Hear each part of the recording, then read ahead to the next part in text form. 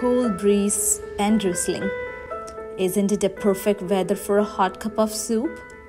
I'm gonna share with you my most favorite Hotel Buhari's cream of tomato soup recipe.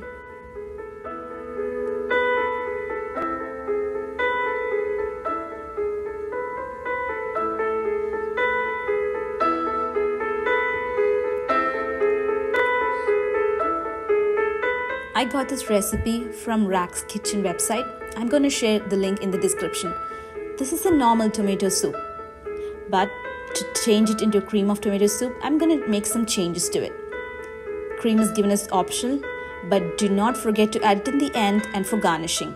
Also, the tomatoes have been pressure cooked here, but in my case, I usually cut them into pieces and sort it well until it gets mushy, and then grind it and follow the same steps given in there.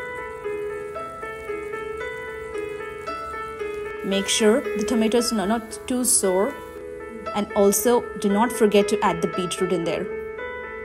There you go, with the perfect texture, color, smell, taste, the cream of tomato soup.